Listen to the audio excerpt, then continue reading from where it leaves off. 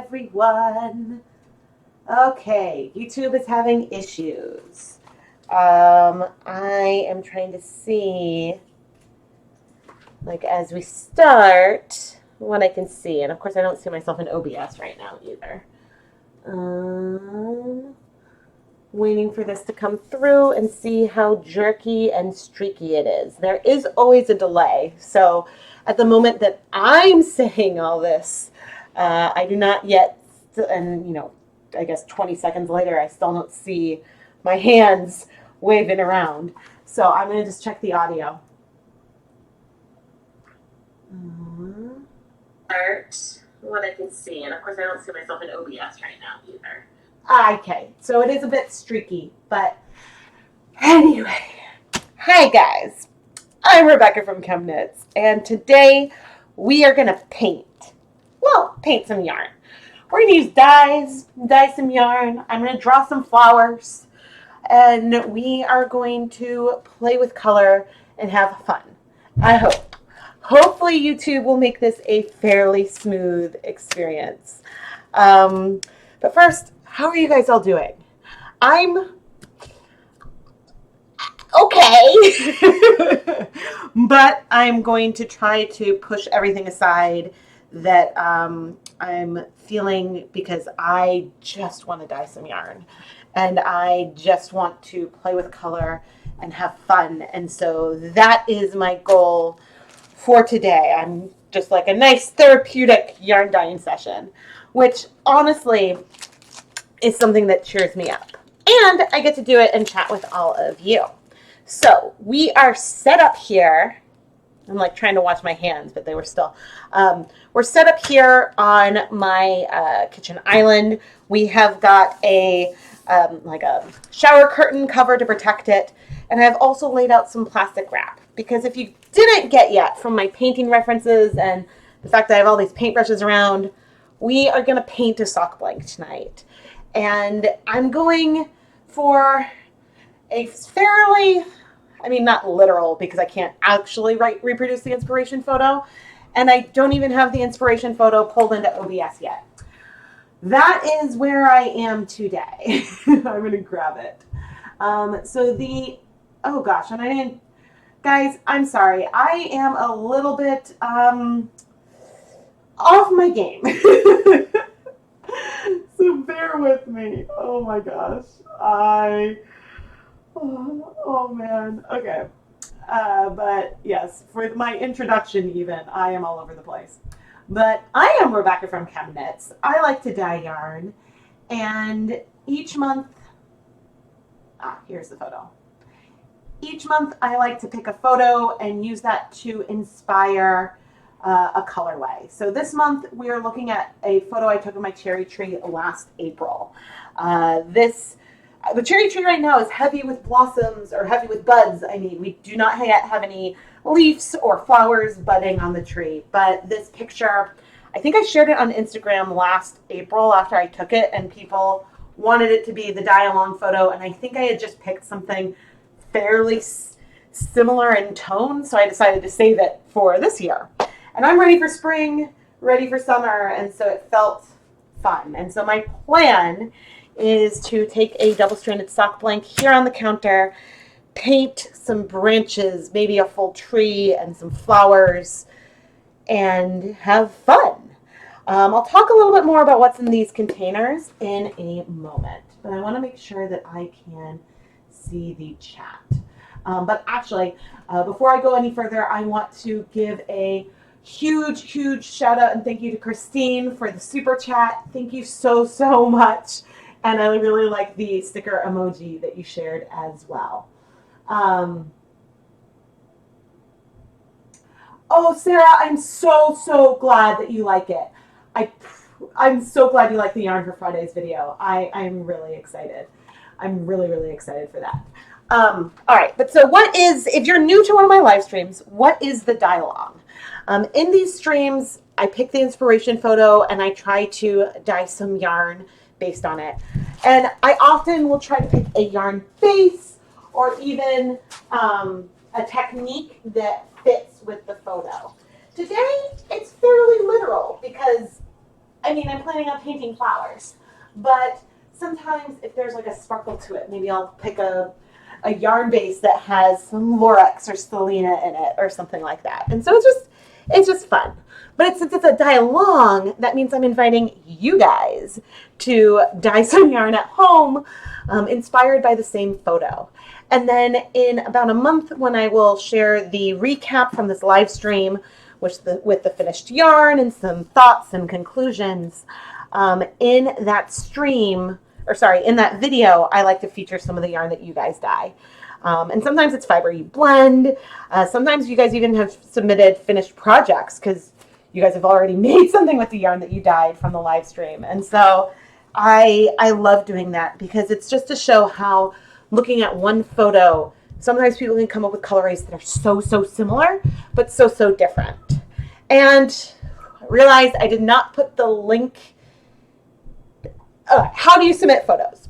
You can share your photos on Instagram with the hashtag ChemKnitsDyeAlong, which is the same that I have in the, that is last month's. It's the same that I have in the inspiration photo right here. Or there is a pinned picture on Facebook of this exact photo. And so if you go to that photo and like post the photo comment as a reply, that is a way that you can submit your pictures as well. And so I pull from both. Photos shared in the ChemKnits Lab Facebook group are by default kept private. So there is that. Hello. Oh, good. I'm glad I inspired you to dye some yarn. Marigolds. I've heard that can be a really nice dye. Oh, yes. Dyeing yarn with kids is so much fun. And actually, a video that I'm going to be editing probably for next week is going to be one that Lucas has a very big part of. And I feel like giving you guys a sneak peek. My wonderful, and I should make sure I don't have, I should remove this photo that is blocking the whole screen. But Lucas designed some yarn. He even drew like little lines to do the yarn around, and he cut it out. He insisted on cutting it out. And so it's cute. And I love it when my kids want to involve themselves in all of this. As for our blank, this is a first for us. This is a Hawthorne double-stranded blank. Hawthorne is a 2-ply. It's a little bit of a higher twist yarn. It is 80% superwash fine Highland wool, 20% polyamide. And this is the first time, it's been very recent, that Knit Picks has released Hawthorne as a double-stranded blank. And so you can find those on the Knit Picks website. And what I don't know is if it's currently on sale. So there's a long story with that. It wasn't on sale, then it was part of a sock sale. But I'm not sure, and I should just double check.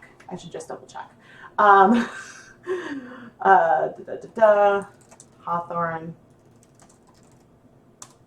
And the reason why it's worth checking is because, I'm unsure about this particular blank, but all Bare Yarn at Knit Picks is 20% off for the month of March. And right now there's a 15% off coupon for your whole order that you can stack. I do have an affiliate link in the video description, and I do earn commissions from that. So if you use the affiliate link, it's sort of like a win-win-win. Okay, the Hawthorne double-stranded blank does not appear to be currently on sale, but all other Bare Yarn is currently on sale. So I just looked up, but you can still use the 15% off coupon on it.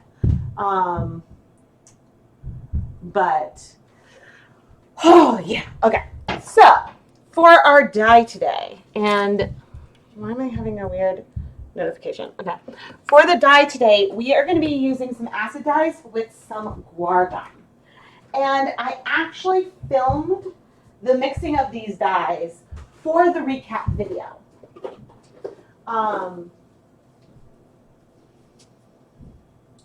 So that will be in there. But the guar gum, I mixed it at a half teaspoon of the guar gum powder in 1 cup of warm tap water. And then with these colors, I diluted them a little bit. I added a cup, maybe like 1 to 2 tablespoons of just water. and I added the dye powder directly into these jars. And I'll say that the colors are a little intense, so I have some undyed guar gum mixture right here that we will use to dilute some of these other colors. And I am going to grab some cups. So you don't want the guar gum to be too thick, because if it's really thick, then it could be a little harder to wash out of your yarn. But the reason to use any kind of thickener, and the reason why I'm using guar gum to begin with, is that it'll stop the bleeding of color that we might see here on the blank. So when I draw like a little line, because of the guar gum, it'll be a sharp line versus sort of bleeding out a little bit like you might see with tie-dye. You want to, if you're going to be using like fiber reactive dyes with tie-dye or something, you want to make sure you use a thickener that works with the dye type that you've picked. But guar gum works well with acid dyes. So that is what I am using. Ooh, goody, crocheting. Oh, I love that you guys are crocheting right now. And I also liked further up in the comments, they were talking about live streams of the cherry blossoms in DC, which sounds delightful. So you can see just how thick this is.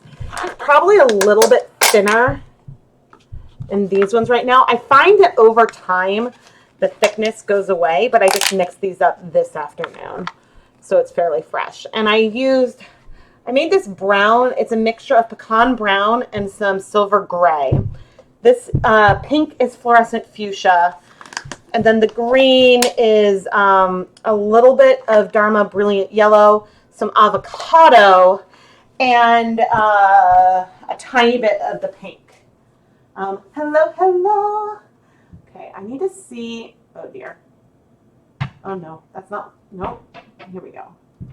So I need to see myself in OBS. Well, maybe I'll do it like this and move this over. Okay. There, okay, I need to be able to see what I'm doing on camera. Okay, so, okay, let's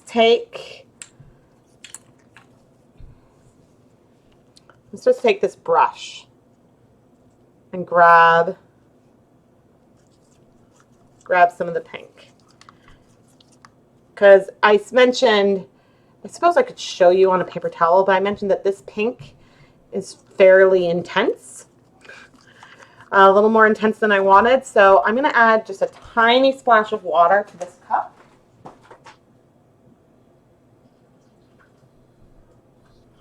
Unmeasured. But I just want to, it's not, the water isn't to dilute the color, it's just to make it a little more liquid, a little less, just a little less thick. Okay, but let's, oh, that's pretty perfect. So you'll be able to see the sharpness more in a second. Even though I'm talking about painting, I really am dabbing. Now, one thing that I think could be really cool about the fact that I added powder to the guar gum is I'm not sure if the dye is perfectly dissolved, which means that we could get some modeling and some variation to it. And so initially I thought that I might like paint more abstract, but you might, and maybe I'll try to zoom you guys in on this area where I'm starting. Let's see. Oh, you can kind of see the flower. Nope. Hi, guys. Oh, that's not what I meant to do. Okay. Configure video. Camera control. Zoom. Let's zoom a lot. Zoom and then pan. And then tilt. There we go.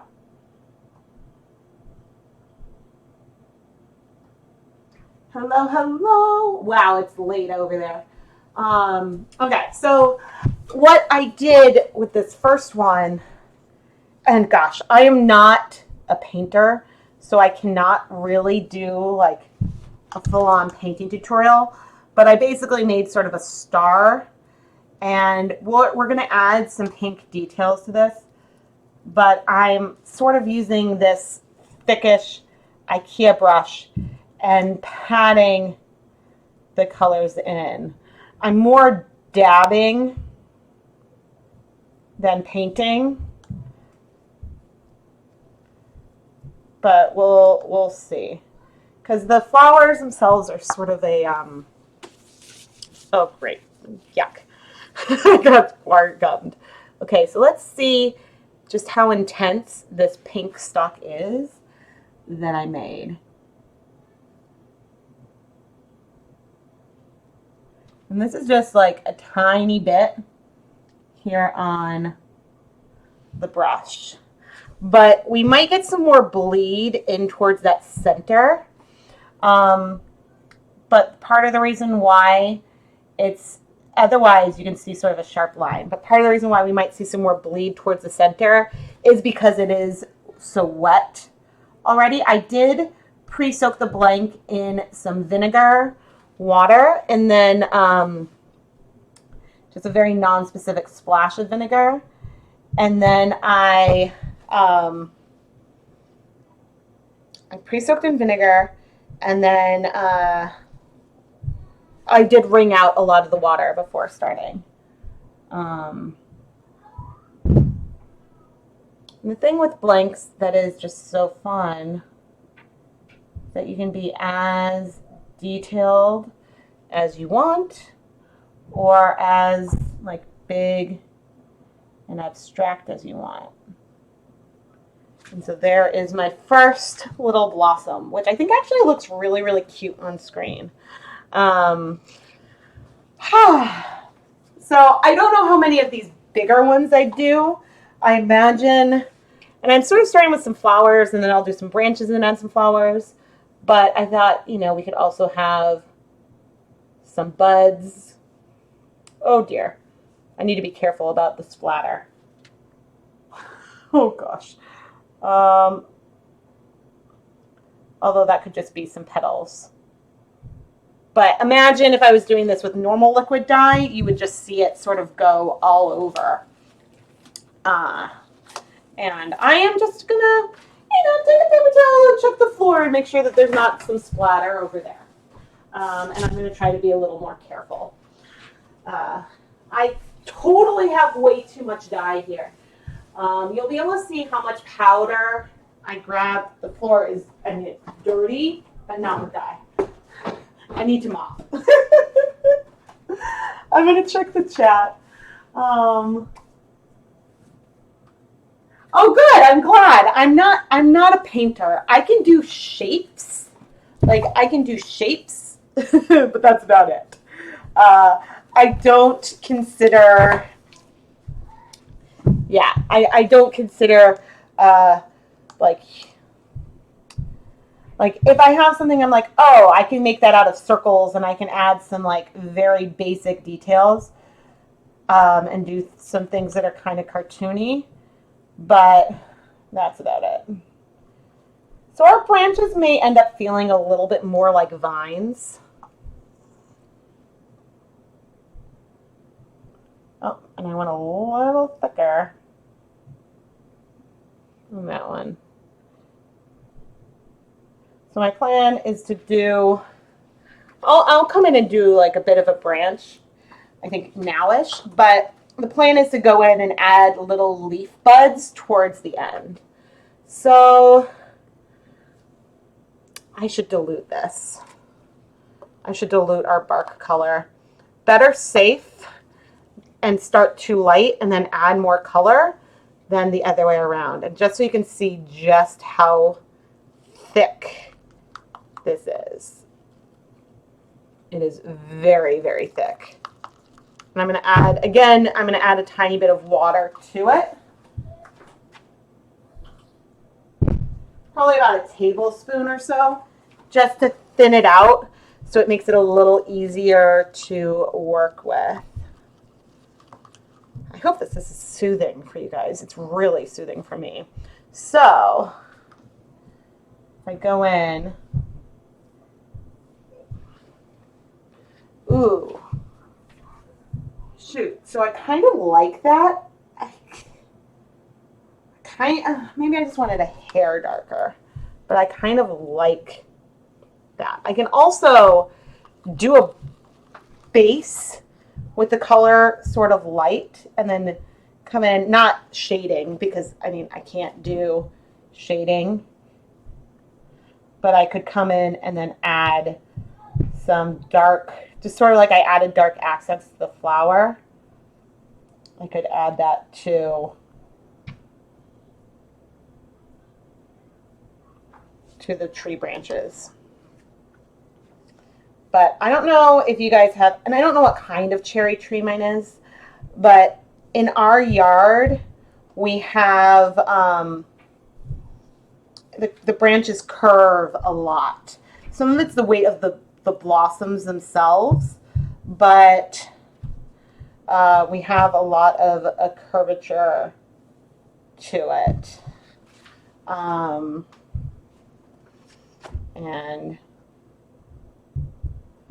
I can't really speak much to my like painting technique, although now I'm actually kind of wanting to get like a piece of paper and play with it. I like markers that have like brush type tips.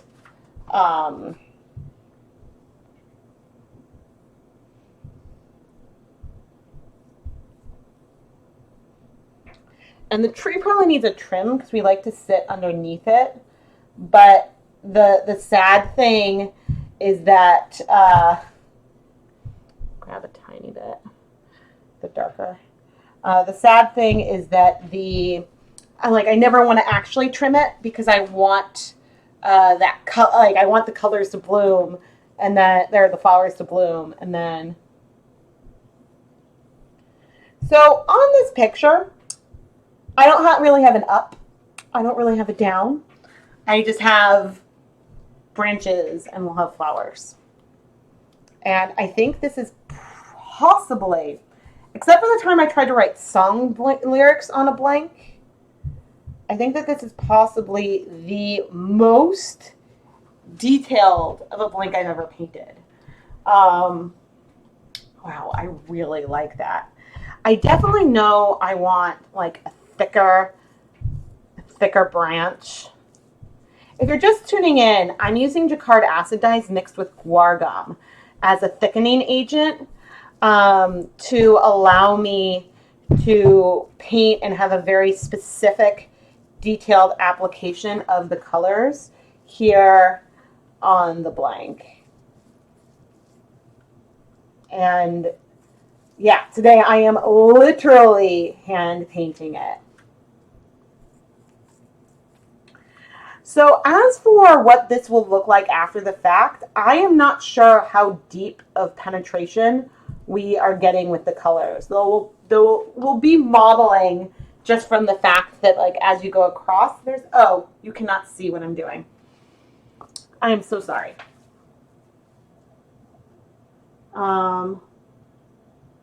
Let's do settings. Let's zoom back out. So that way you guys can see where I'm painting.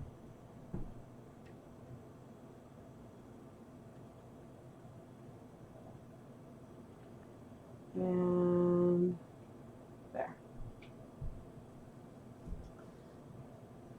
Is after blooming. Oh, good. I'm glad that instinct was correct. So yes, I'm using guar gum, and the proportion I use is a half teaspoon of the guar gum dissolved in 1 cup of water.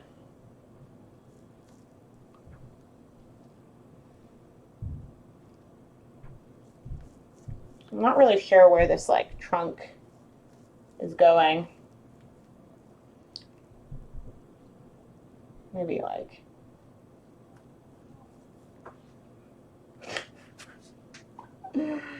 over here, and we'll have like a branch coming off. I'm going to add some more flowers again in a moment. But so like one package of guar gum will last a long time. A long, long time. Okay. Let's paint some more flowers. Ooh, guys, I'm kind of proud of myself today. Ooh, maybe I'll add some like petals. Like the petals falling down. But I really just wanted to do a technique that involved a lot. I don't know, I just really wanted to sit down and add some time and love. Hand painted techniques, whether, I mean, you're literally painting on the blank or you're just applying the dye by hand on the countertop, it does take more time. It's just a technique that requires more time and low immersion, like the colors set faster. In this case, I will be setting the color in a steamer basket, probably at the end of the stream.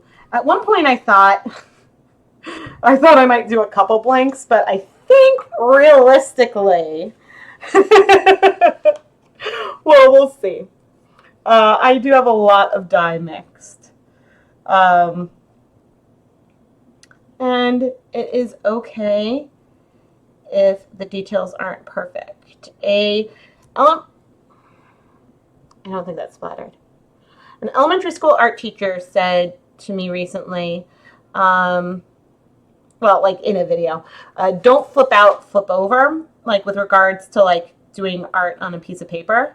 So with the blank, you can't really flip it over, but the same is like true, like learning to like appreciate like your art and the mistakes that you make and enjoying that.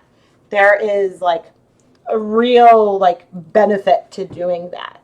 And so that's why like sometimes I get nervous with indecision when it comes to techniques that I don't, something like this. And I was like, oh gosh, I'm not.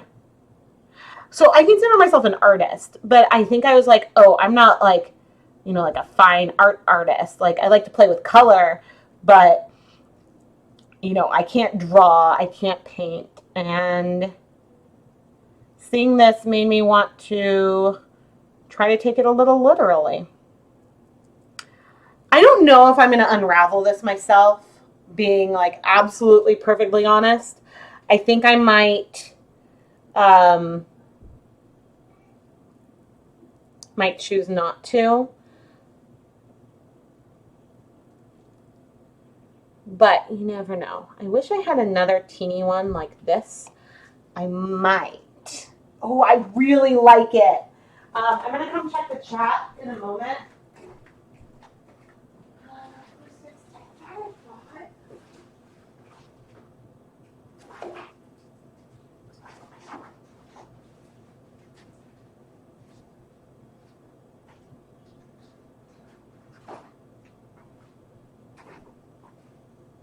I was like, I thought I bought a stash of IKEA paintbrushes, and I mean, I know I did, but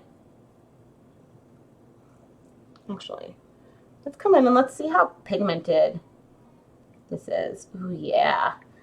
Let's add a boost of the deeper. So I mixed colors earlier, and I am now sort of diluting them. I diluted them, and I'm now just adding some texture into this color with the more pigmented one.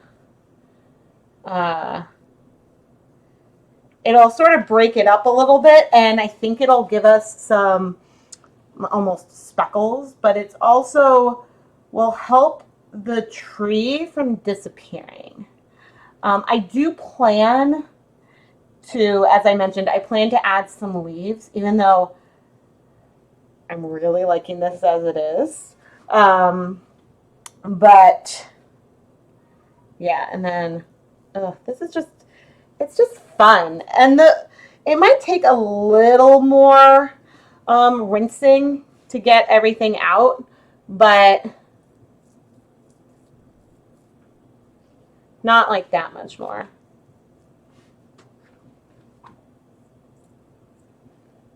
Okay, I forgot that I said I wanted to come check the chat, and I'm going to come check the chat and see what you guys have to say.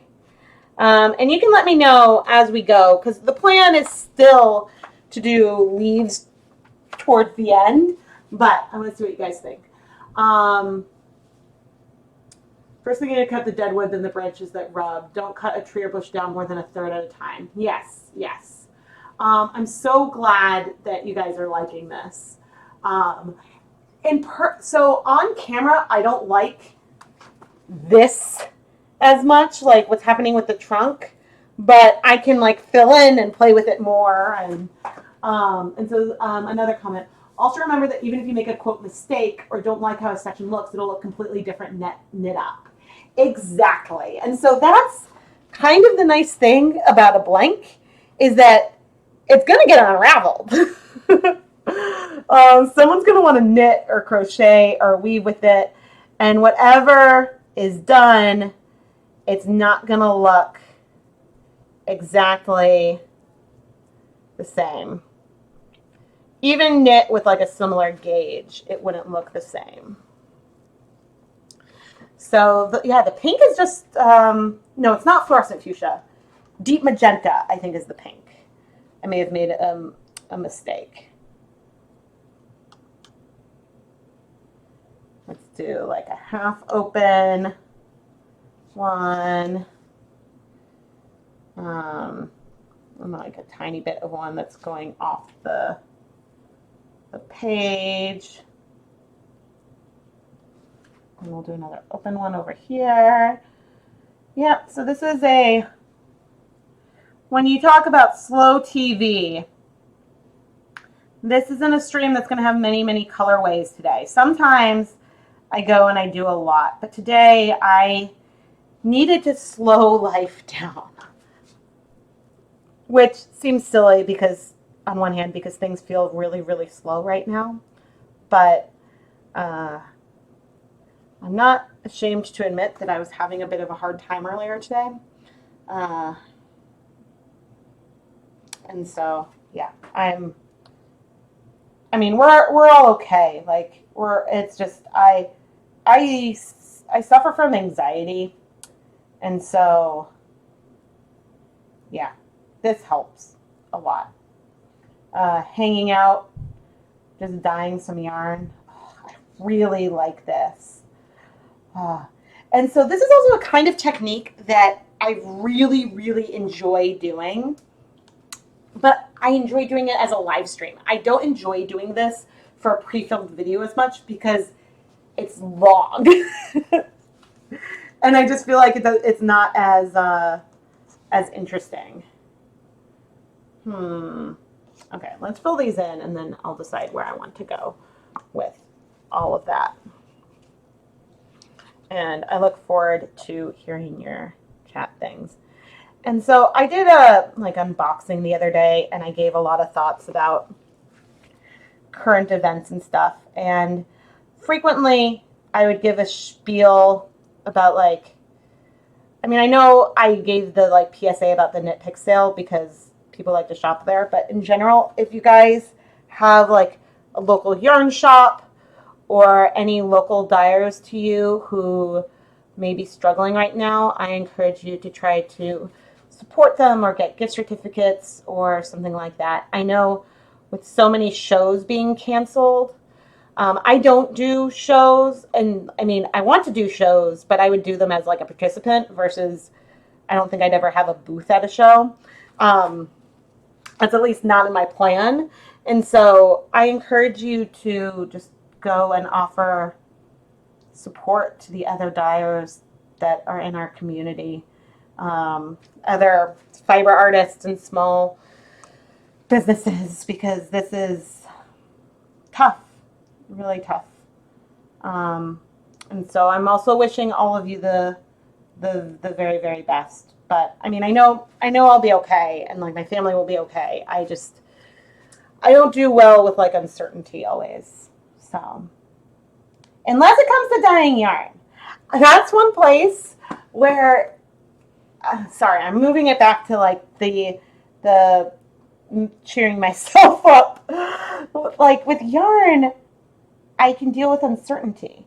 I don't like uncertainty when I'm knitting necessarily, but when it comes to dyeing yarn, I like not always knowing what the yarn's going to look like. I like that reveal.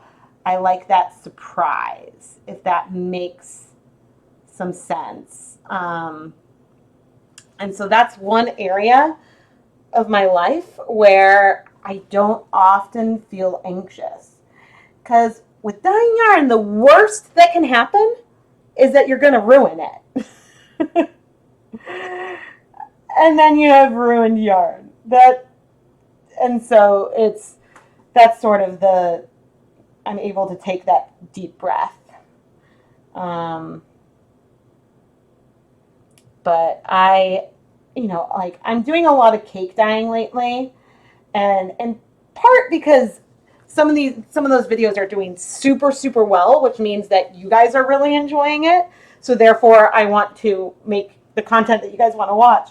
But also, I've been just enjoying that surprise. I've been enjoying seeing just like, ooh, what's going to happen?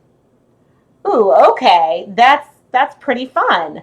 And so I just enjoy that. I really, really like this. At one point, I thought, and I'll talk about this at the beginning of the recap because I filmed the introduction for it already. I strongly considered, goodness, I really like this. I strongly considered maybe going in and making, so without guar gum, some light blue and tapping it into places. On one hand, I think that could be really pretty as well, but I don't think I'm going to do that today. I think that I'm enjoying this direction. Let's see. So not bad for someone who quote campaign. Hey, I'm like, I should take a picture now before I ruin it. I'm really, really happy. Like and I'll go grab some pictures I've done recently. I can do like cartoonish things, like flowers. I can do like a reasonable approximation of a flower, but this makes me happy. This makes me really, really happy. Okay, let me grab some pictures just for fun.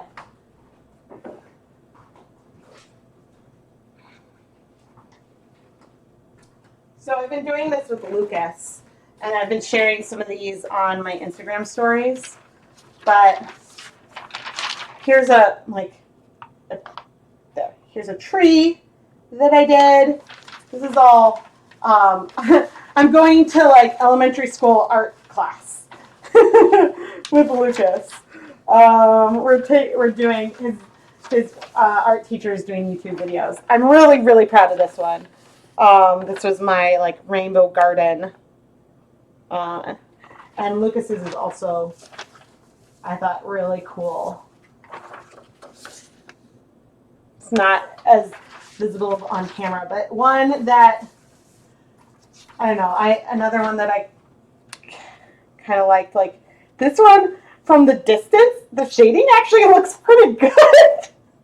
I'm a little proud, but otherwise, like. Normally, and I drew this one too, normally like my pictures look just like that. Just kind of like, yep, they're there.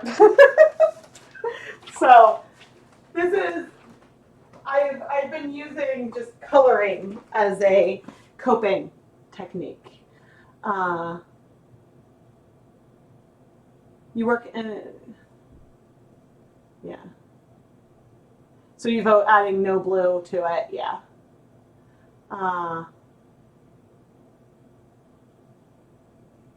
Yeah, no, I'm definitely.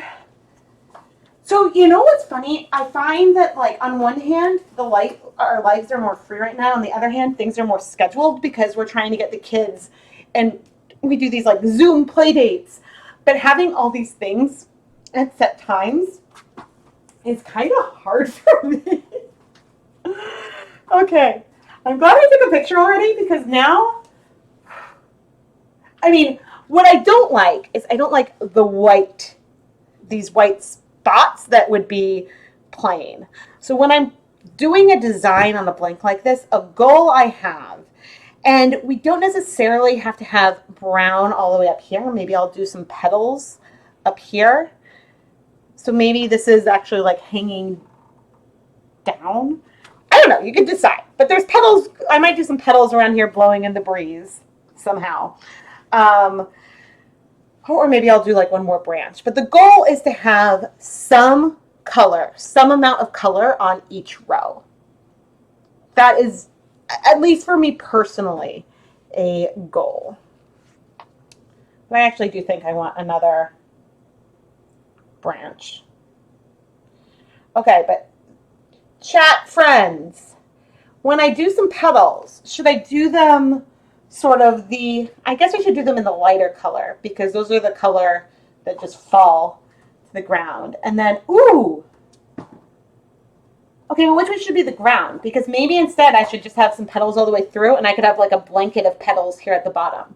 Because I don't know, and this isn't showing this picture, but these petals then rain down like rain and it's gorgeous and they absolutely blanket everything. So I could do like a bunch of the light pink and I mean using a bigger brush and then draw like the little like darker edges to make the like blanket of petals and then just have some coming down. But let me know what you think. But yeah, our branches of my tree are very curvy. They're very soft. And there's portions that are like, I need to get a ladder so I can deal. But yeah, I like that branch. Okay, let's draw some flowers. And I like the simplicity. I'm still planning on adding some leaves. I'm not sure how I'll feel about it in the end. And just, yeah, I'm not sure. But the plan is to do leaves because I feel like, yeah. Oh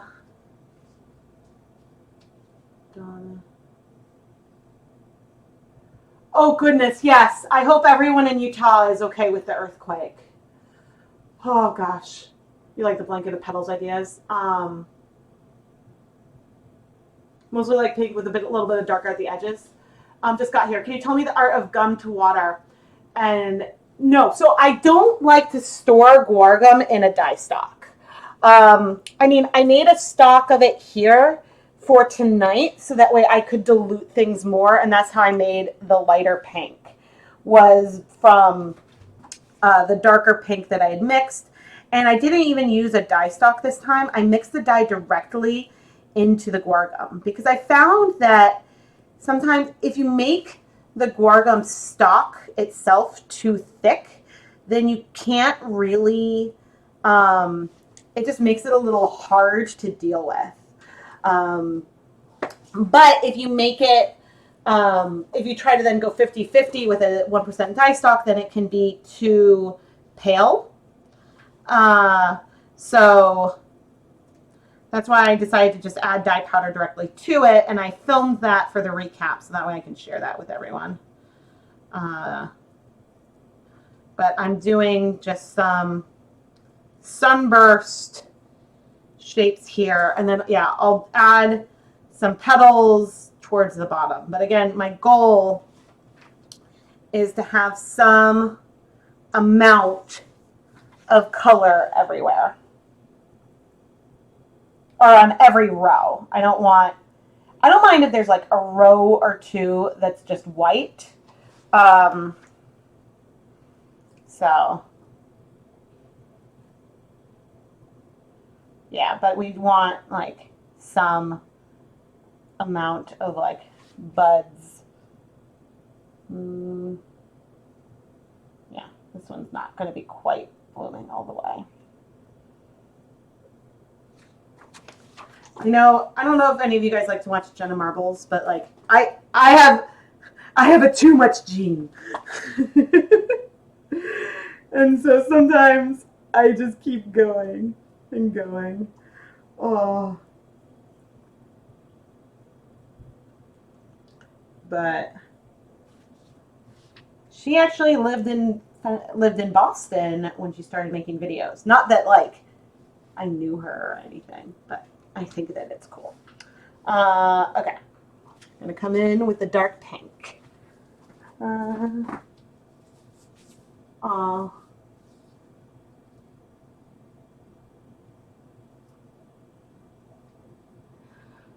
oh no, it's not that I'm not antisocial. Like I like socializing, but like I call myself an introvert because I definitely need time to myself to decompress. And so a lot of times like uh I like a preference could be just like staying in um and even like my poor husband sometimes I'm just like I just need to be like I just need to recharge.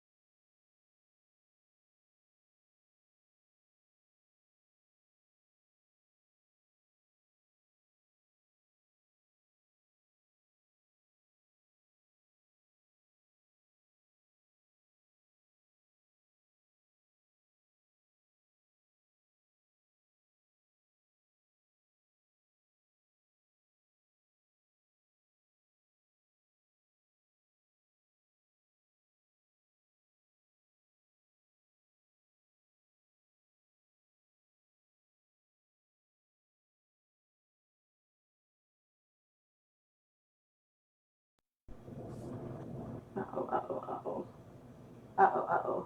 Okay, well, maybe you guys can hear me now. But let's see if the feed, nope, the feed is still bad. So I'm going to, yes, and camera.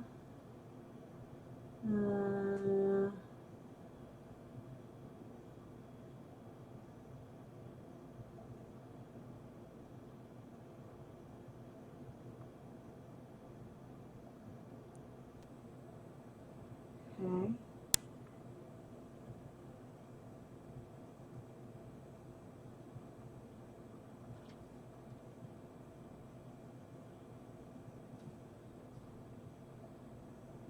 Okay, I'm back. Yeah, so I reset the camera and the camera seems to be working again.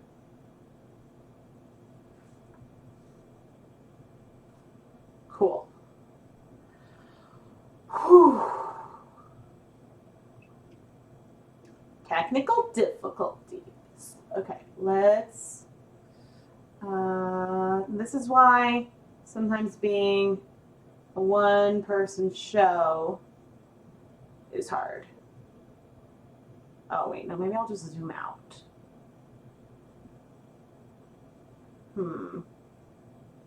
The aspect ratio is a bit off.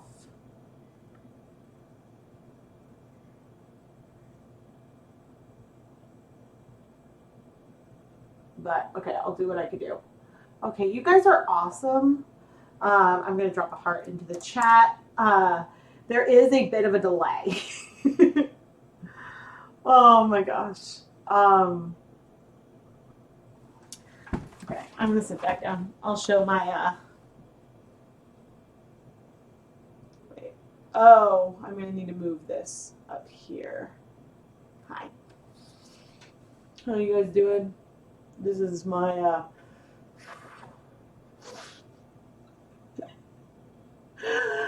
oh man, yeah.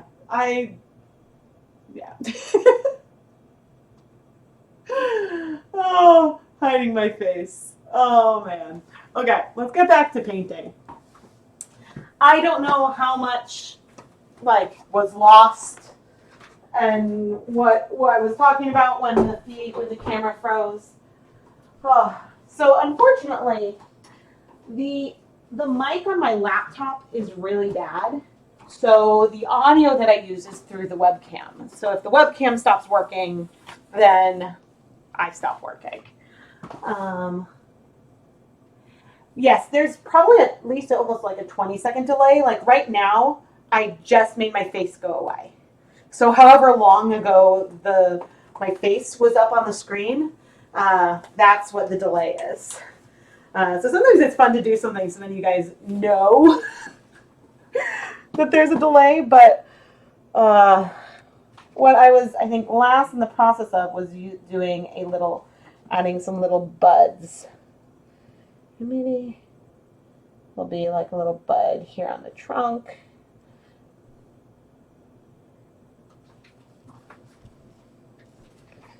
And I like blanks. Okay, I'm gonna add some more color. Yeah, I think that if I had done the trunk all in this deepest color, that would have been too much. I think that it's good to add like a little bit of dimension and variation to this grayish brown.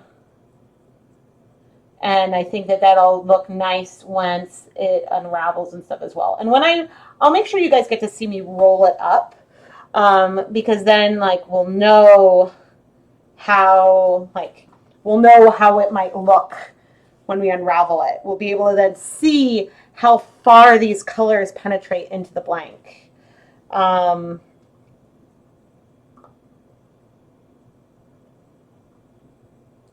to taper it. So the one thing with trees and with flowers is that they the branches get thinner, right?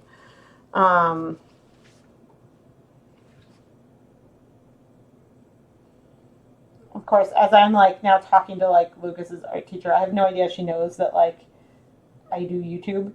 Um,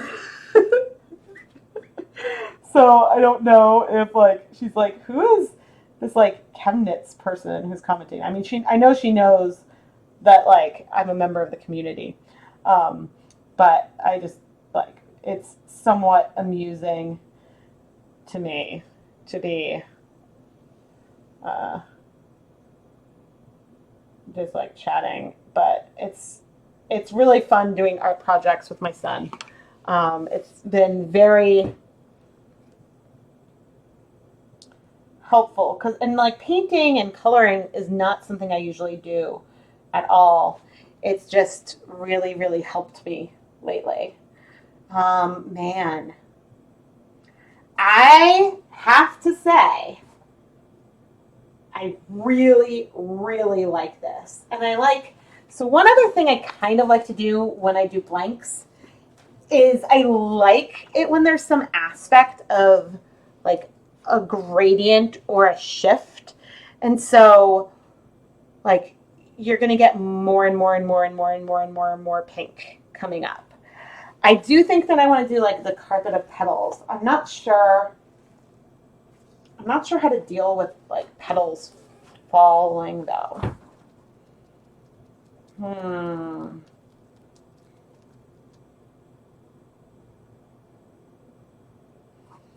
Or I could just add more. Okay, we're gonna try something. We'll try. So if I did like, boop,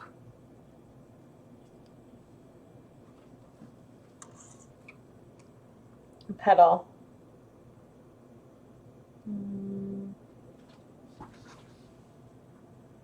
What do we think? Oh wait, and you guys are a little zoomed out, so I don't know if you could tell, but I can then add some like little boop petals throughout here, and then a little here, and then add like a little blanket of them down at the bottom. But keeping with my other rule, you can't see that, other rule, is that I like to make sure I have something on every single line. Because unless like I want like a white row, but I don't like the idea of leaving it, and I guess you can't see all the way to the bottom, but I don't like the idea of leaving the blank with starting with a big white section unless like it's a unless it's a full on gradient. With there being so much white in it, guys, I'm kind of proud of this one. Oh man, I need to like. I wish I could take a screenshot through this, but I'm going to take a picture right now before I don't like it anymore. Like,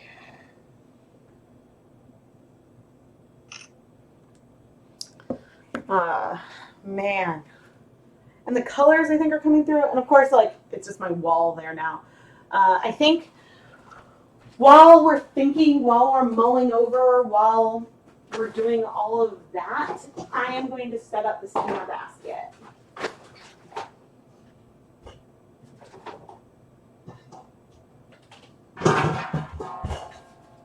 Where's my lid? I think it's down there.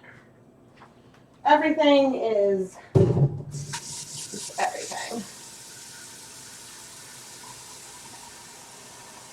So the one concern I have is that if I do too many of these petals up here, and so maybe I won't make them too heavy up there, but I'll just have the carpet, is that I don't want it to take away from these blossoms that I really enjoy. Oh, that's plenty of water. This might be a little too much water. If you want to learn more about like the tools and stuff that I use for dyeing, I do have like a blog post on my website, and it should be in the video description where I list all my favorite tools and equipment and stuff. Okay, let's see. Jackson Pollock with a big brush. That might end up with dye. Oh, sorry. Now I'm going to go obsessively wash my hands because I was touching my face. Oh gosh.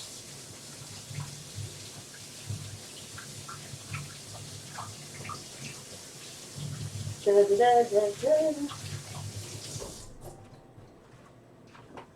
I know that wasn't quite 20 seconds. Okay. Um, okay, let's see. Petals falling, petals at the bottom, so pretty.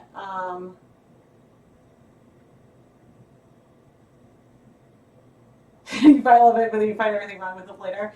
Yeah. So like I know there are these people who can paint these blanks that are just unbelievable. And that's one thing that's what kept me from really trying to do a picture like this, because there's people that can do it way, way better than I can. You know, this is very like amateur and cartoonish, but it's very me and it's very fitting with what the mood that I want to be feeling, you know? And so, yeah, I'm really happy that I was going for it today.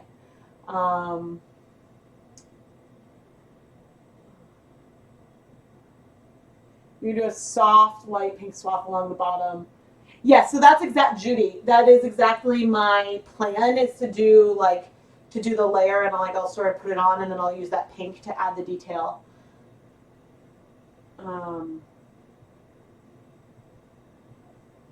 So I considered adding a blue, and then I think that towards the beginning I decided not to.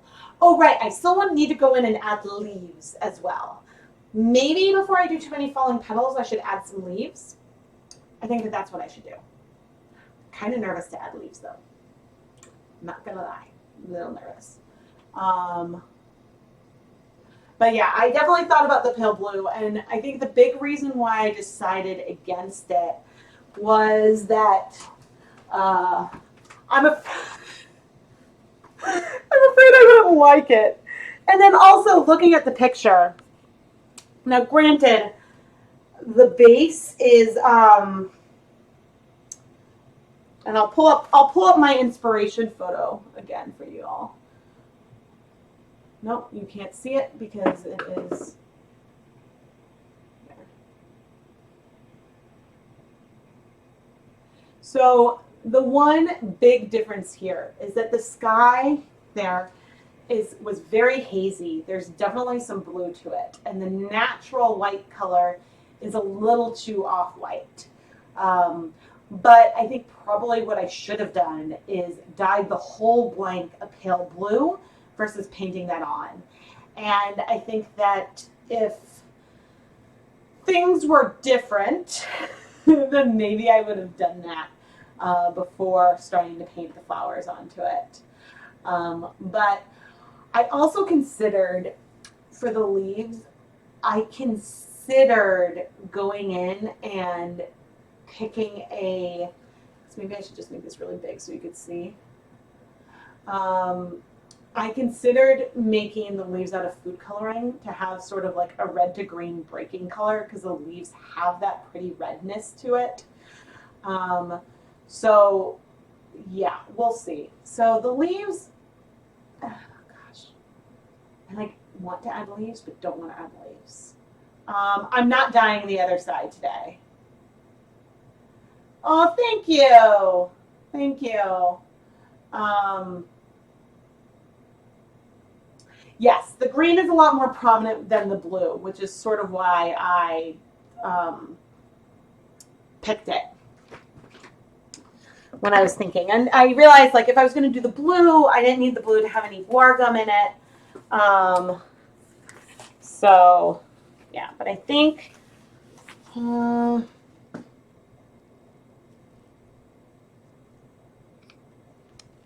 yeah, maybe I'll use this paintbrush.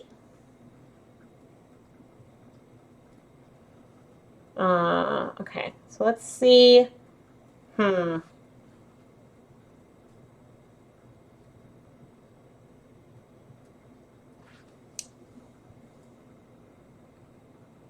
I want it paler, like I did with the others. I'm going to take some of our very thick, very gelatinous guar gum, and then bring in some green.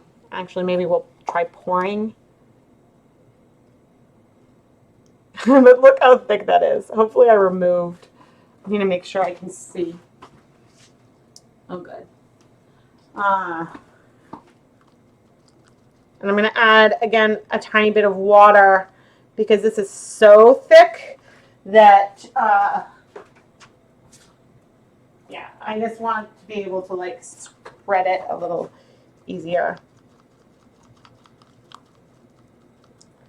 And maybe I'll do with the leaves. Oh, that's actually, you know what I might do? Maybe I'll do with the leaves what I did sort of with the branches and do them really pale and then add some like pops.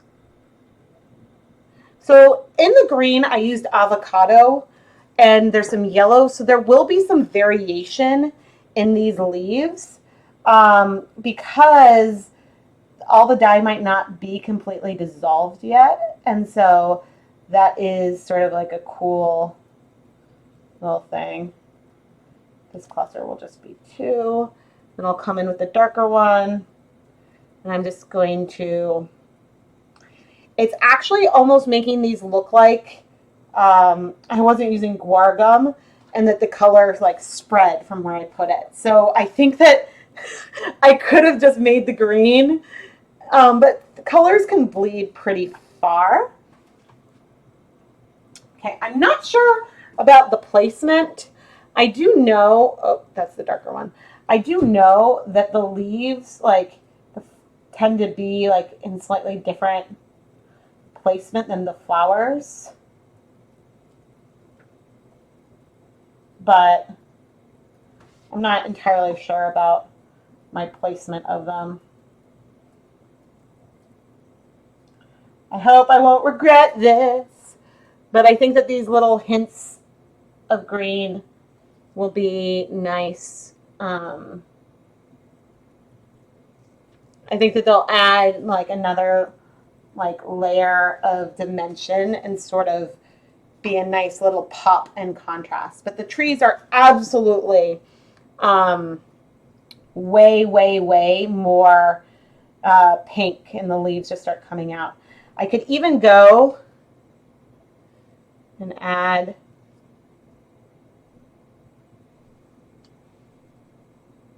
I'm not entirely sure how I feel about that. That kind of feels a little bit like a mistake.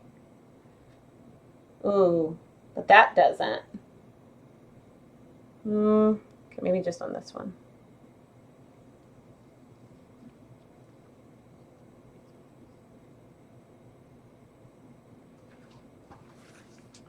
I mean, it is kind of good, but I think I like the cleaner, like more cartoon.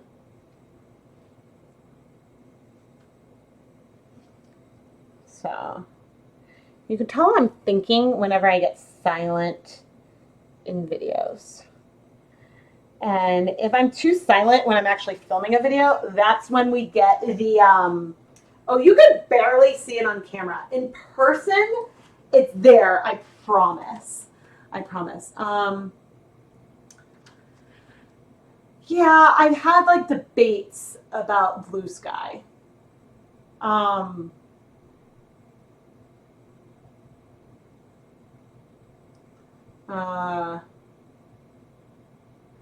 Yeah, so I in the one I did add a little dark pink and I didn't love it.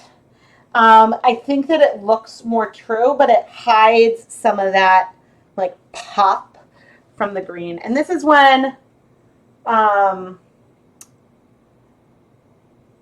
gonna add more leaves. I don't love it. I don't love it. But what's kind of cool about the leaves is they definitely just start coming out of the trunks in these like little like clusters. They just sort of pop out and then we get like other branches. And then add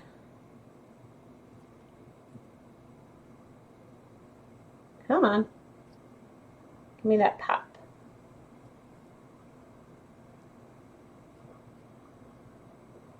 And so if you're just tuning in, this is a Hawthorne sock blink. I've never dyed one of these before. All right, I am going to, let's get a bigger brush. Let's start our carpet. So if we do another blank, I'm probably going to go with these bigger brushes and do something much more like abstract, kind of like this, and I will make more petals fall.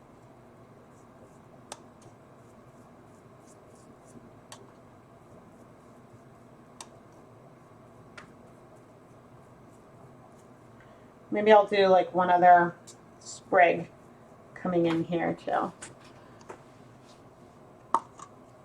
My brown is a mixture of pecan brown and, oh, that was my green. It's a mixture of pecan brown and, I actually kind of like that green in there. The brown is pecan brown and silver gray.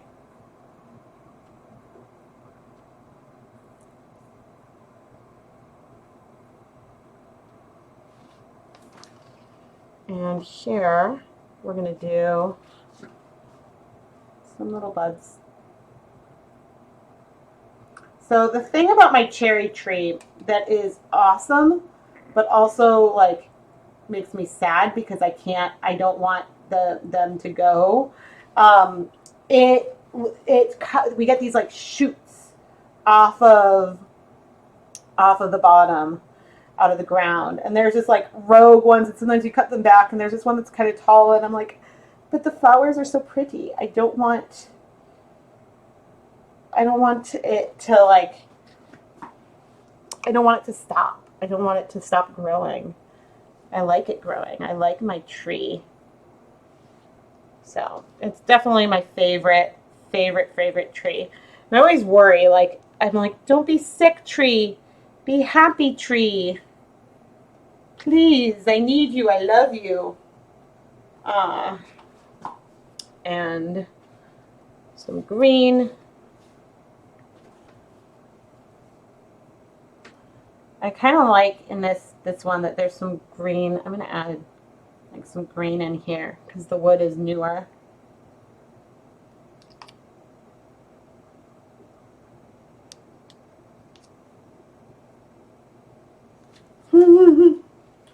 But, and then, this is my paler pink. Gonna make our petal floor come up more. And I like this because the dye and the color is kind of striking where I first put it, which is already giving that the more mottled texture. And then I'm gonna come in and add some shapes. Trying to like randomize it. Because sometimes they fall off as full flowers. Sometimes you get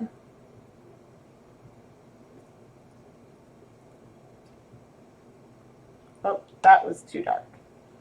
So I guess I'll make it, but I was kind of just trying to add some like texture. This is where it's not necessarily my strong suit. But the nice thing is this is going to get unraveled anyway. I don't think that I will unravel it though. I often like to, but I think I kind of like, I mean, the plan is probably to add it to the shop. I'm now going more like rogue and abstract. There. My petal carpet, which you guys can't really see. And I'm going to add a few more petals falling, I think. But I want to come see what you think.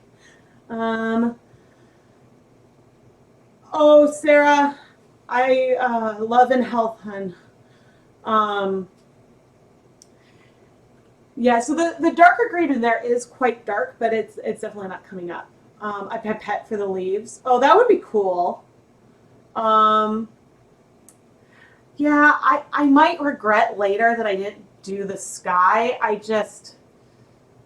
think that I wouldn't like it because I think that adding the sky right now, I wouldn't get the coverage that I wanted behind everything, and the way I would do it would like, I think if I was going to do the sky, I should have done that first.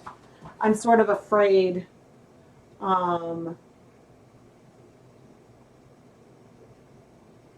Oh, hey, that's a huge compliment if it reminds you of Japanese woodcut prints. All the falling petals. Okay.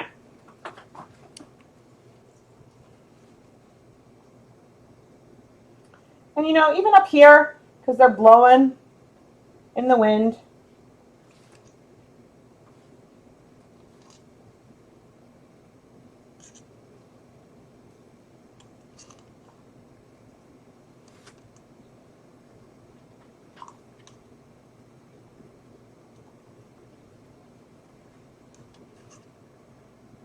Okay, but the question is, with these falling petals, should I outline them or leave them soft?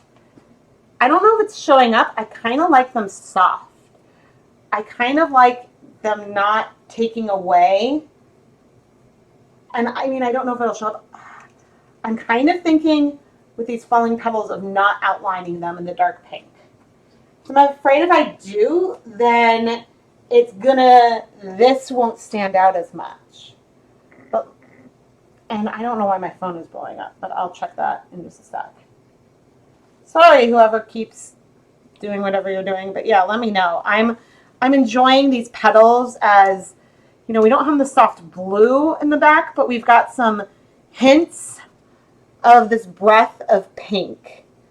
And it's also breaking up these white patches. I'm going to town, but that's what happens. The wind blows and it's just a wash of petals, and I cannot ever capture that on camera as much as I would love to.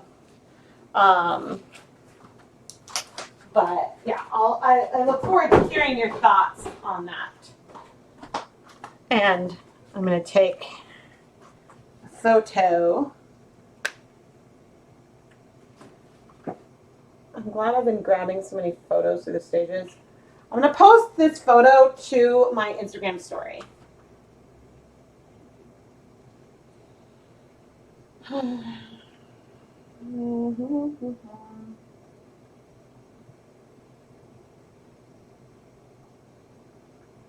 Okay, hopefully that's shared.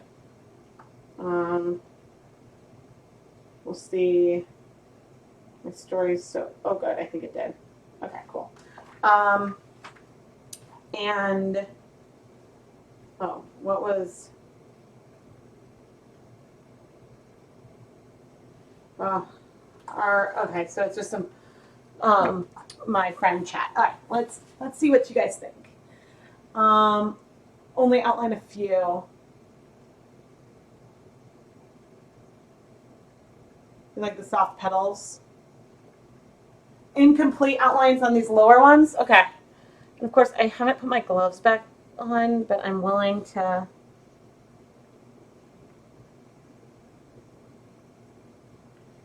Maybe like just some. Maybe in just a few, I'll just do, oh, that's more color than I wanted.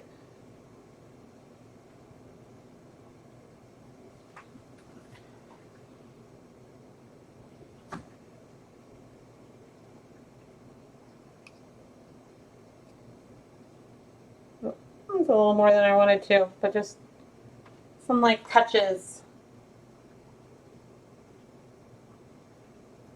Touches of the brighter pink. Oh, you guys, I like this. Okay, I'm going to stop. I'm stopping on this one. I like it. I like it. I love it. I'm going to take a million pictures. I like what I created. I like what I created. I am proud of what I created. And that's not something that I can always say. Like,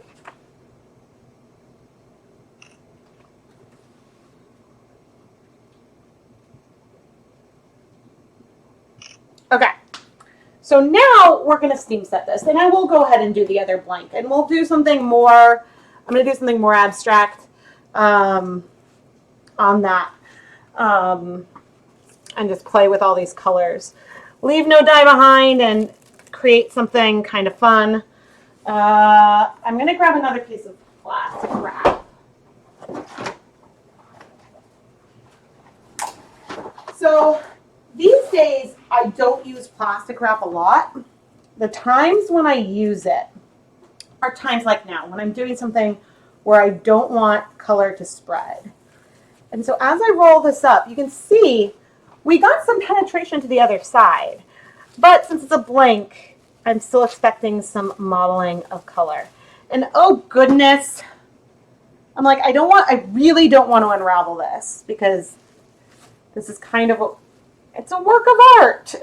I know I'm tooting my own horn, but I'm really, really proud of it. Sorry, I'm just grabbing the lid to my steamer basket.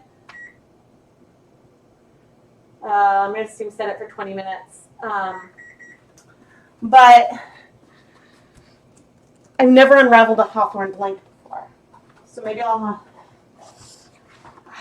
think it's okay if I don't unravel the blanks.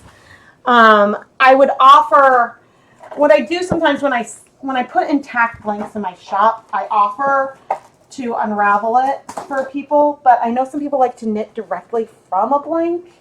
So it's always hard because sometimes I feel like a video isn't complete without unraveling it because people want to see what that looks like. But on the other hand, when the blank itself is so unique, I like to leave it intact because then someone can appreciate that artistry. Because I think one of the fun things about decorating the blank with a picture like this is it makes it sort of like a hidden message. Because someday, if someone knits or crochets or whatever they want to do with it, they will have the blank and like when they'll know that it's a cherry blossom, right? And if I already unravel it, then it's just a variegated yarn. Still beautiful, but it's not like an inside secret that I have with, I don't know. It just, I get torn. I like adding intact blanks to the shop. So this is why sometimes, I don't think I could have done 2 of those just like that, but that's why sometimes I like to do 2, because that way I can unravel one and leave one intact.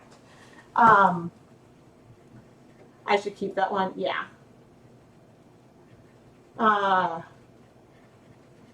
You guys, thank you. I think, oh gosh, if I could, I would keep all of my yarn. But the problem I have is some skeins I love so much that I can't turn them into anything because I just look at them and I just admire it. And it's not that I don't want to turn it into something, it's just I love it so much as it is.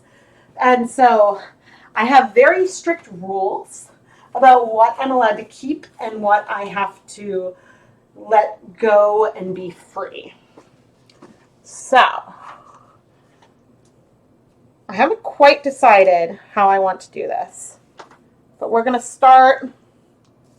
This is our abstract one. And this one doesn't necessarily need the guar gum. It's less important. I would be more fine with the colors spreading. But that guar gum gives us this, it just gives us those sharper lines, which don't make as big of a difference when it is unraveled. It might make some. You might see sharper speckles. You might see some of that, and like the areas of color are different. But I do have some pre-filmed videos of me doing different blanks and using guar gum and no guar gum side by side, so you can explore that later. But the one thing is you absolutely don't want to let things dry with the guar gum in it. I will probably I'll probably wash these blanks tomorrow, but the brushes, etc., you definitely want to rinse out. Okay, let's go into this. I'm going for it. This pink is a bit bright, but I think these like paint marks, you can really tell the the guar gum, like otherwise it would spread, it would be rounder, and we've got these more lines, and it's just fun. Okay, I'm sort of, or not sort of, I'm really enjoying this. I want to decide, okay, I think I'm going to go with the pinks all over, and I will probably add more. Um,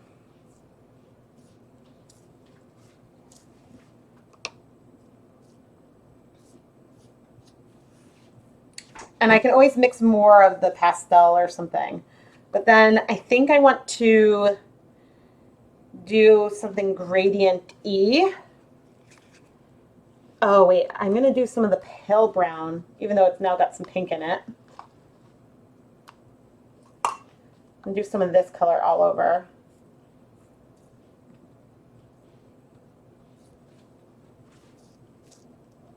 Ooh, this is kind of cool. But then I'm going to do pops of green, like heavier. I'm going to sort of do a, I think more of a gradient of like green and then brown. Or maybe I should do it the other way. Should do green at the top for my abstract tree. This. The other was therapeutic, that took like, it took more thought. This is fun. This is therapeutic. I actually just like it just like this. But I want to add the other colors.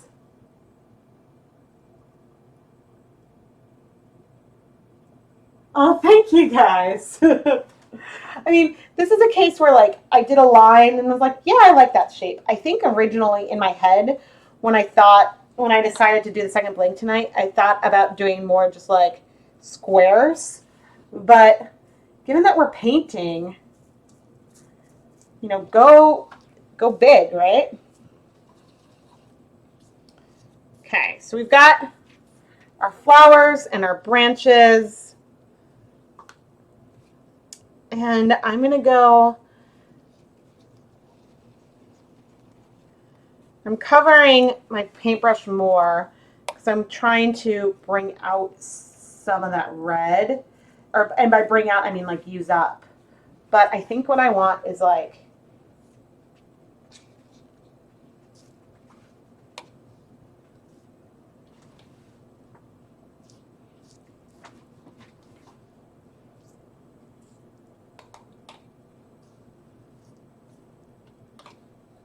a few and then just more. Don't forget the edges of your blanks, even when you're doing random and fun.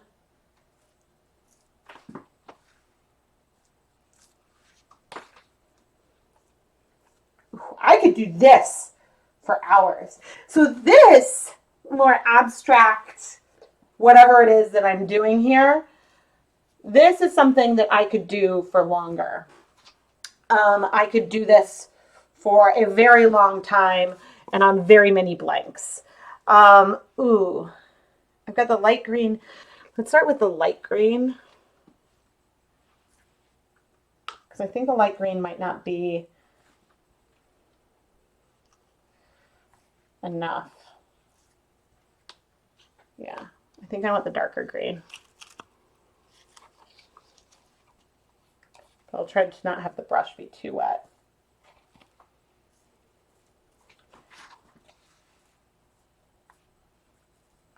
And I am totally about to sneeze. Excuse me. Okay, and I do want a tiny bit of some green.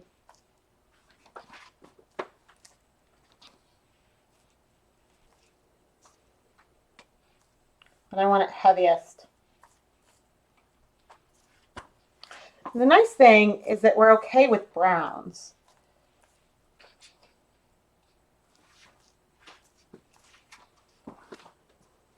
I think that, oh wow, you really, really cannot see the green. So last time, with the last one, I think it was not obvious. I'm going to have to post this on Instagram so you guys can see. I'm just at ChemKnits on Instagram. I freaking love this. But you're going to need to go to Instagram. You can kind of see the green, but the greens, that pigment, for once the pinks are coming through and not the greens. Darn, I love this. Okay. Share it to my stories. But look at the difference in time this took, right? These are both inspired by the same photograph. And the first one I spent well over an hour on, and this one, it went a lot faster. And so, not that like art should be mass produced, but this is something that I think is still fun. I don't really want to unravel it. I really like it. Okay, I want you guys to go check it out on Instagram and let me know what you think.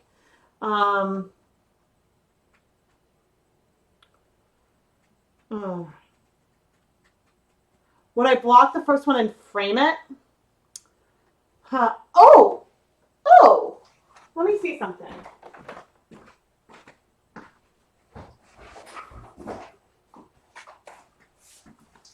This might just be matte still. I don't think there's a frame in this. I had something that was damaged come. I had a custom frame, and this has been sitting probably for like 4 years behind something. Let's see if it's a matte or if there's like a frame in here.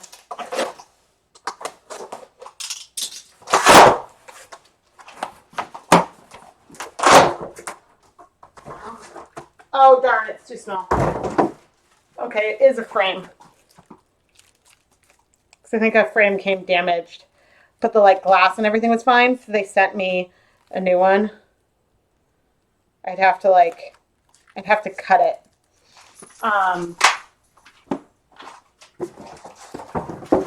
But for a second, I was like, wow, I almost unpacked the box that I have been holding on to for feeling long.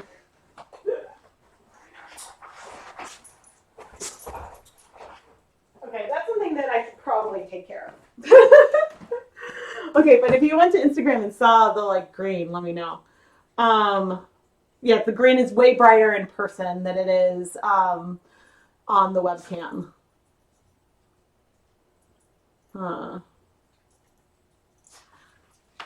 Like here? Yeah.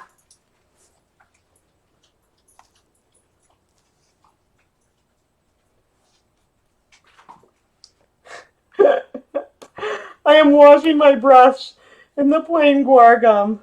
I would keep the guar gum, except it doesn't keep that well.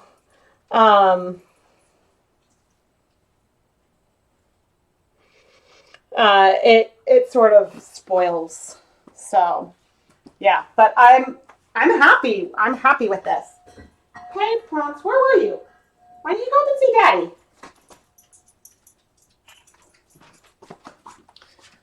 Why don't you go see Daddy? So I have a lot of dye behind tonight, and I'm going to be trying to use it up over the next few days. Oh man, being so free like that. Uh-oh.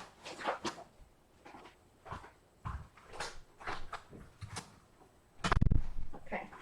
Being very, very free on this one, I feel like uplifted. Don't get me wrong, I had a blast, beyond a blast, painting those flowers.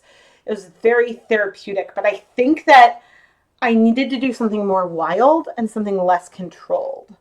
I think that that's what I really needed. I think what I like. Do I have any yarn? Not really. I have some. I mean, okay. Do I have any yarn? I have tons of yarn. I don't have any yarn that I think about adding this to. I do have an idea for a video for this though. So I will, well, I'm going to pop all my brushes into the plain guar gum since I'm going to be rinsing that out. the light green I am popping back into the container so I can save this. But again, as I said, unfortunately, the dye does not keep very well. I wish it did, because then like I would just hold on to it like paints, but that's not quite how it ends up working.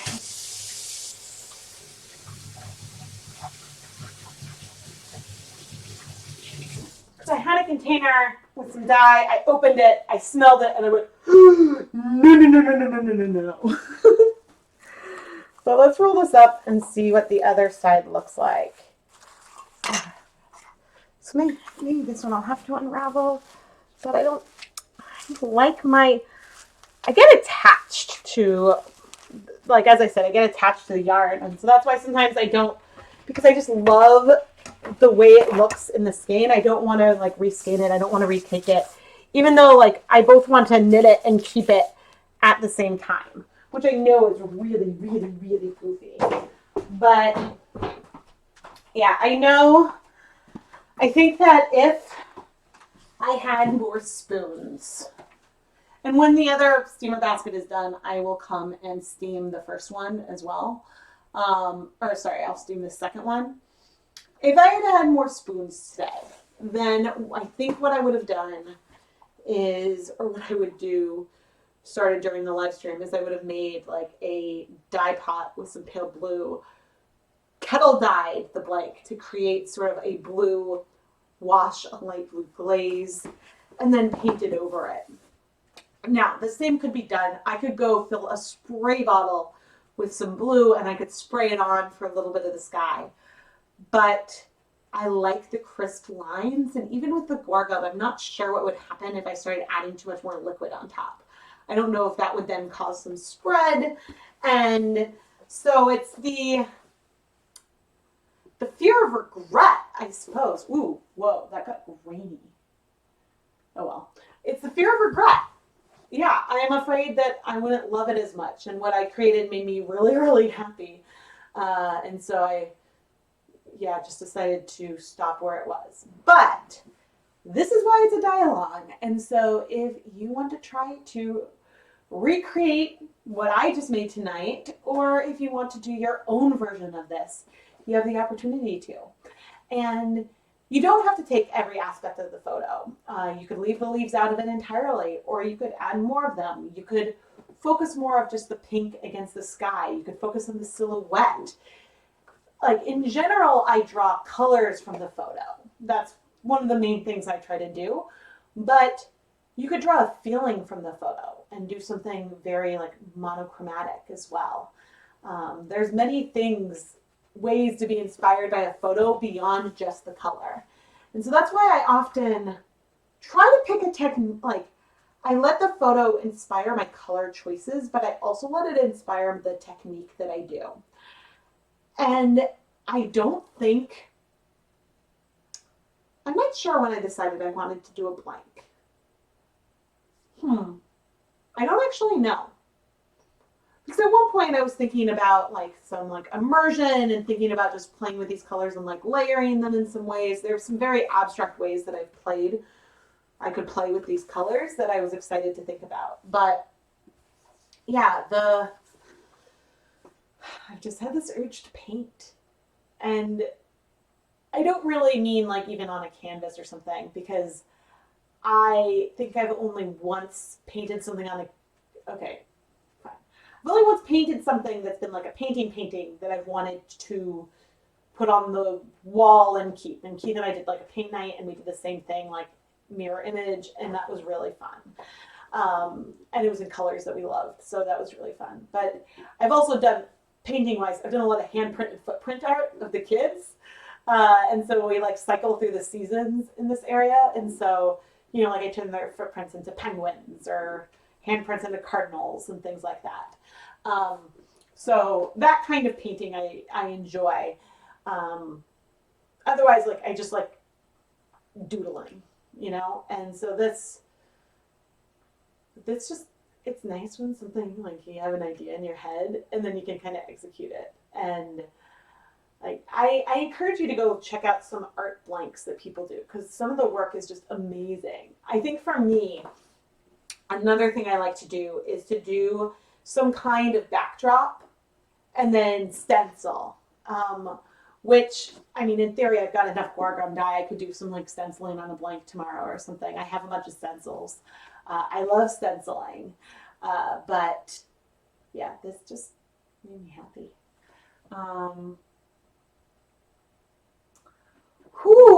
I don't know. That's a good idea. So there was a question about what about watering down the guar gum and then doing a dry rub? You could probably do a dry rub without even watering it down. That could be cool. I haven't done a dry rub in a while. There's our timer. I think I'm gonna have to think about it. And think about what it is I want to do.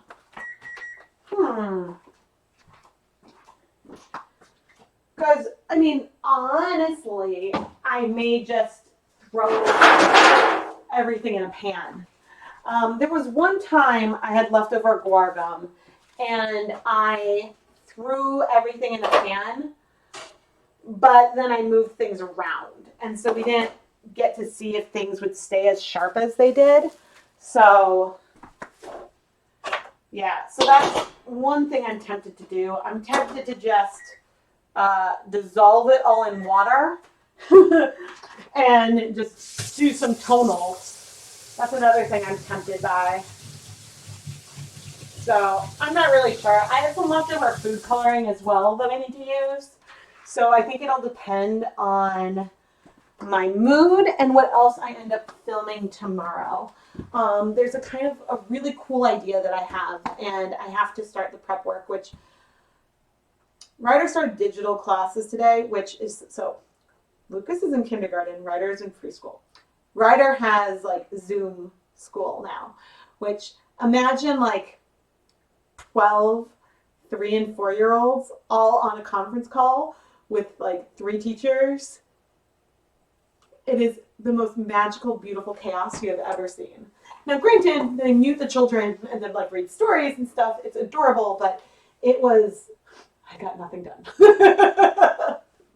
It was a lot.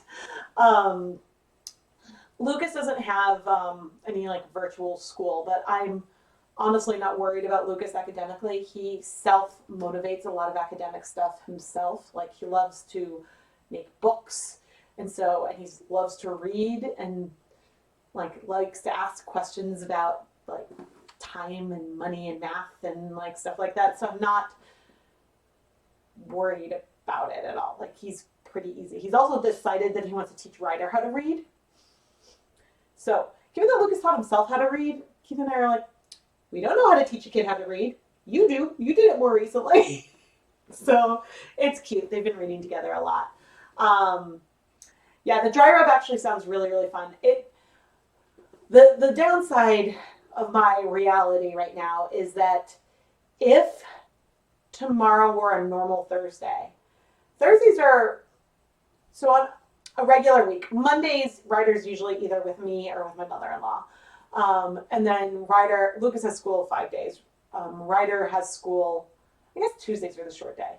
Tuesdays and Thursdays are the short day. Tuesdays I do pick up at, starting at like 2:15, but Thursdays I do pick up at 3. And then the other days they have like activities after school, so they stay later. But if tomorrow were a normal Thursday, 100% I would be doing this dry rub. Now I'm very thankful that I do have a block to film and dye tomorrow morning. So Keith and I are doing like our schedules week by week since Keith's also at home. We planned it so that way, like we planned it so I would do the live stream on Wednesday because Wednesday was like a low key, low stress night for like some of his work stuff. And then on Thursday morning, like I have a block, but I just have like a 3-hour block versus a 6 to 8 hour block. And so dry rubs don't take very much time, but I'm just going to have to really think about what it is I need to accomplish. And what what I can do. And so a lot of times when I'm doing a leave no dye behind, there are two ways that a lot of them happen. Three ways, I guess. One will be at the end of a day of dyeing, I will try to use up whatever dye I have. Another one will be I am sometimes if I'm filming a video that's more time intensive to film, so I know it's going to take all day, then off to the side, I might do some leave no dye behinds and just film that as I'm doing something that takes longer, maybe has more steps, and things like, ow, no, I just broke my nail. Shoot, I was gonna paint them later. Oh well, it's not like that bad, but it's like below. Sorry. Um, the third way I do a leave no dye behind will be I've got so many leftovers that I'll have a day like dedicated to it. And so yeah, I'll just have to think about, and it's also sometimes I have to thinking about the quantity of dye that's left and then what I need to do to use that up. So school definitely here is not going back before I think April 7th at the absolute earliest. So yeah, I think that yeah, the statewide schools I think are closed for at least 3 weeks. Yeah. Um, is there any other thickener that can be used? Yes. Now, some people use xanthan gum. One of the two can be used with fiber reactive dyes and the other one can't. I believe that guar gum, I don't remember which one is which, and I would look it up. One of them is in such a way that like it'll react with the dye. So if you're using a fiber reactive dye, one of them I think is more like sugar based, cellulose based, and so it will react with the fiber reactive dyes, which you don't want your thickener to react with the fiber reactive dyes that will dilute your dye, and that's not what you want. So it's worth looking that up. But the guar gum works great with acid dyes and food coloring.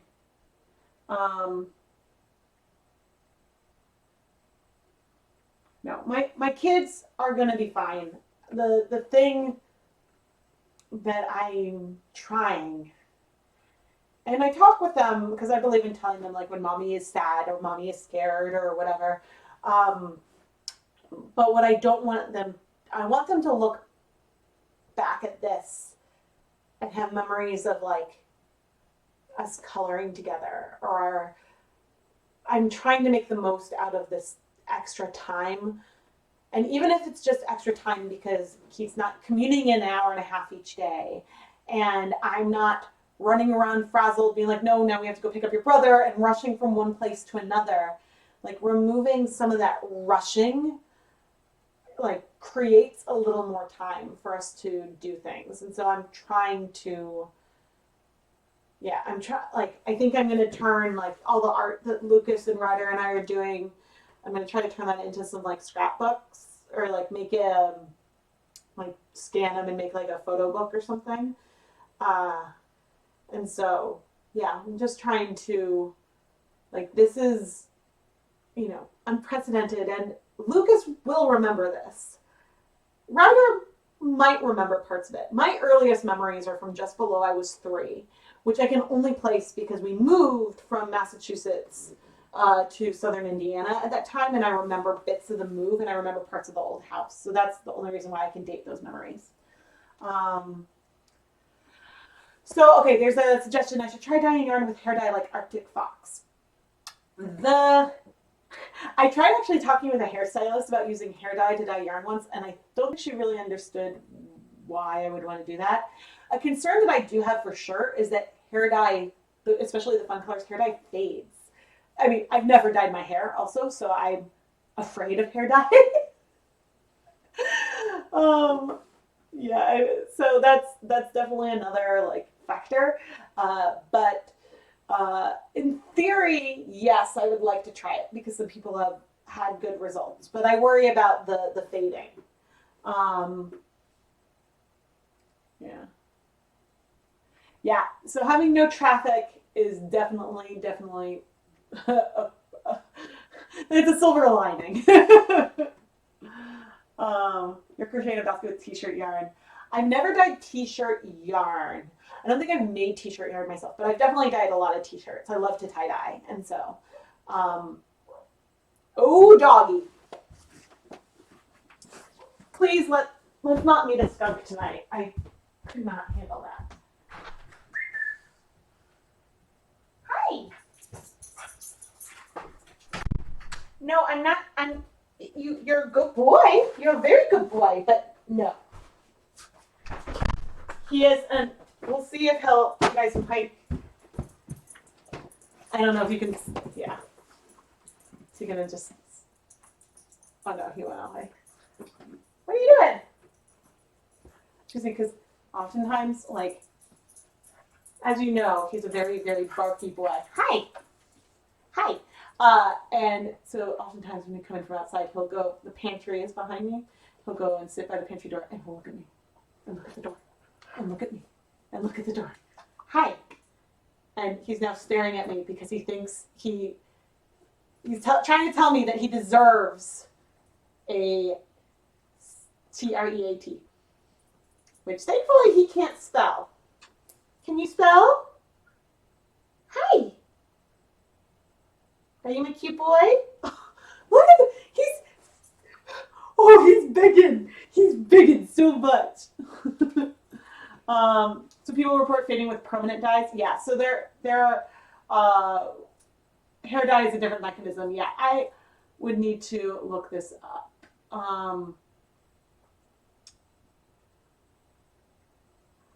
I've thought about trying henna. Like, I have a bunch of these like written on my list. Yes, I've absolutely thought about henna and hair dye, and I do have something I haven't tried before coming up. Something a little less conventional. Not printer ink. I don't have an empty cartridge. And unfortunately, so we just have so our printer, so I live on a slab. And so, like, the first floor is just on the ground, and then everything that you would normally be in like a basement, like our like the furnace and stuff is up on the third floor, which is finished, but it gets really like warm up there, and really there's a lot of temperature changes up there because the house is only just one zone. But that's where we have the printer, and so when I had an inkjet printer, the ink would just dry out all the time because I wasn't printing often enough. And of course, at the time, I wasn't printing shipping labels all the time. So, yeah.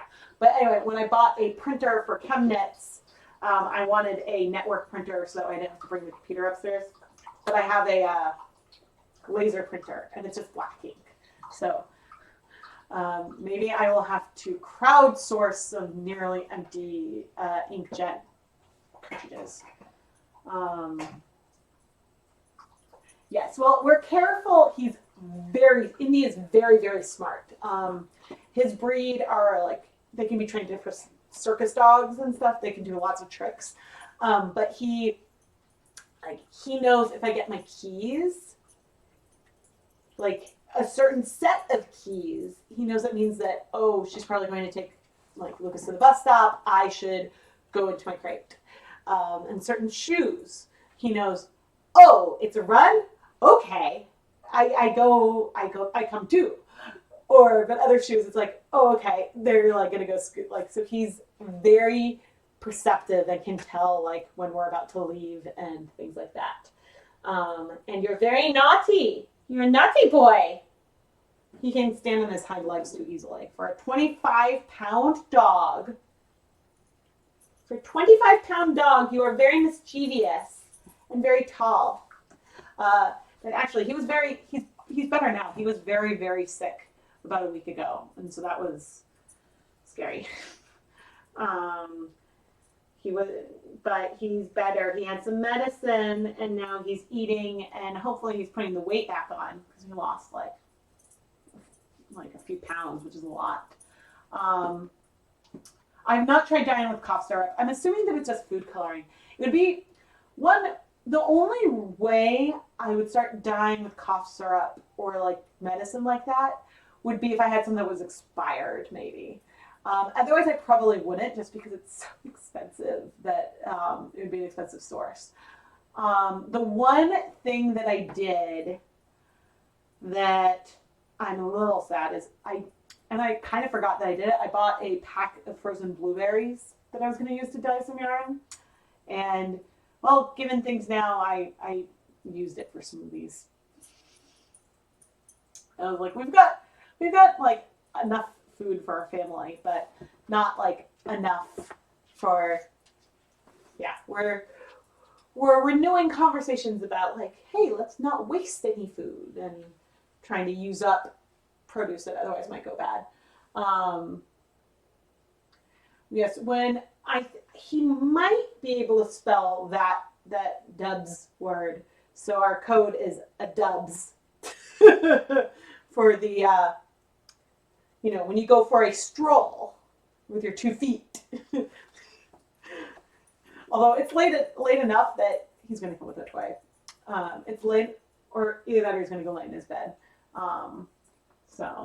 Oh, I'm just chatting now. I did a second blank, and I posted pictures of both of the blanks that I did on my Instagram stories. So you go with green or blue hair dyes. See, I kind of want to dye my hair, but I don't want it to be permanent, and I don't want to have to bleach it. But the auburn, and of course you can't, like, my hair is not brown. It looks brown right now. But it is red. I am still a redhead. It's just a deeper red than it was when I was little.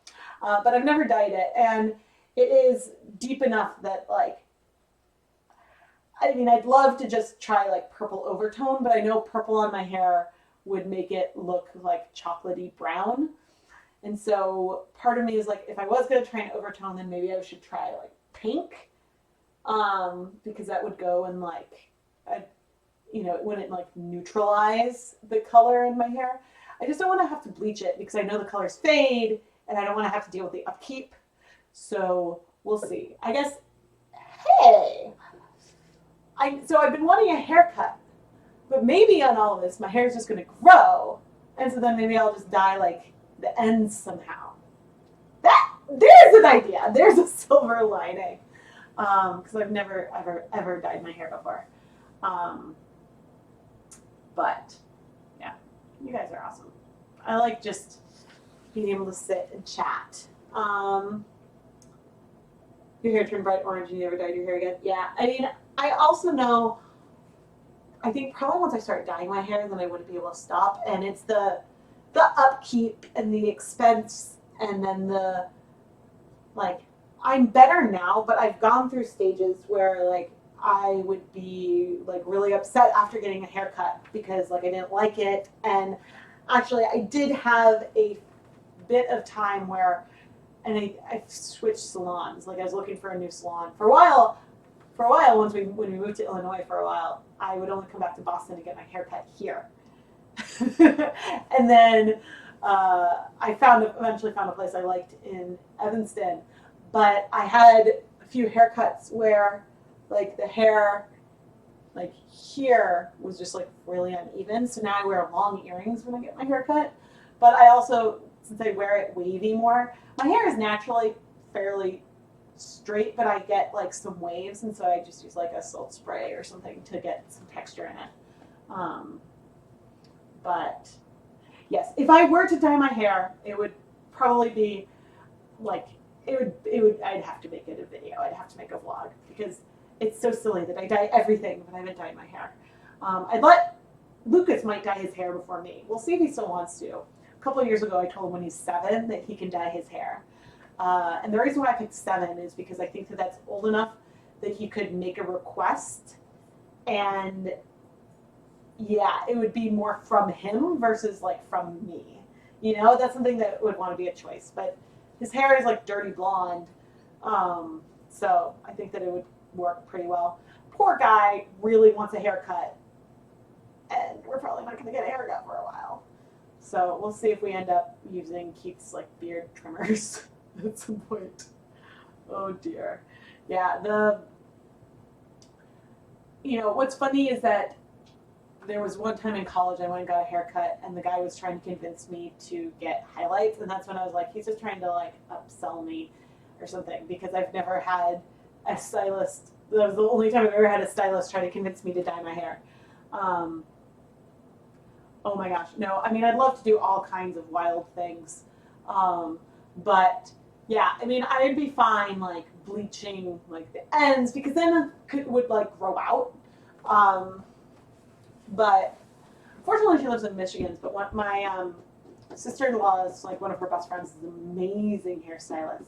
But oh yeah, speaking of hairstylists, if you can like get gift certificates or something, like I'm not going to be cutting my hair for a while, but I am actually planning to get a gift certificate for the salon, and then hopefully like book something with the stylist I like well in the future, because like people who do services like that, like it's going to be hard. It's going to be hard right now with social distancing. So yeah, hairstylists are another group of people to think of, and yeah, I'm very very thankful that our that Writers Preschool is paying the staff, and I even checked, and the hourly, like the custodians and staff, they're guaranteed a certain number of hours a week, and so the hourly staff is going to be paid during this shutdown as well, and so I'm very very thankful for that. The Writers School is like they've really impressed me. I love our public schools, and so I'm very thankful for the foundation that they've laid. But I also know it's harder. It's harder for the public schools to provide online services, because they have to make sure that different services and things can be accessible to all students. And so, but they've got meal systems. As soon as the schools closed, they had systems in place to get meals to the kids who have free and reduced lunch. So there's like a pickup spot where they can pick up like bags of food. So I'm very, very thankful about that. But anyway, sorry, you can tell what's on my mind, but I'm trying to keep things happy and yarny, and I appreciate you guys, like, I appreciate being to come and just play with color and laugh and feel like I could exhale. And this really did help me feel like I could exhale. And so I highly recommend, if you don't have bare yarn to play with, if you have pencils or pens or anything, I've just been finding it so therapeutic to just doodle. And, even if you don't have a ream of paper in the house, you probably have some junk mail. And so you can doodle on the back of that. I go through my glitter gel pens really fast, because I will often doodle while I'm editing and just color them. And so that's why I went and got myself a coloring book, and I just, yeah, it's been very, very helpful for me. And yeah, I'm wishing lots of health to all of you, to your families. Yeah, but it's all, I don't know, a perk. I can still hang out with you guys. So that's a big perk. But yes, the biggest way that you guys can support me through this time is by watching my streams, watching my videos, giving them a thumbs up, subscribing to the channel. Those are the biggest things I'm, I guess, asking for at this time. Like, yes, I have a Patreon, which you can check out. It's fun. My Etsy shop is still open, and a lot of yarn for my videos in there. But I also know that there's other dyers who need your business right now more than me. And so, yeah, checking out, like, if there's other dyers you follow on Instagram who were going to go to a show that got canceled, just maybe check them out, because I know there's a lot of people that some of these huge shows, that's where the majority of their business for the whole year comes from. And so there are people that have a lot of stock right now and don't necessarily have as much of an online presence. So that's worth doing. And I mean, like, Knitpicks is having a sale too, and so I'm sure they're a big enough like Knitpicks in the grand scheme of things they're probably like a small company versus like a huge company. But I mean, like on that scale, I'm a micro company because I'm just one person. My business is just me.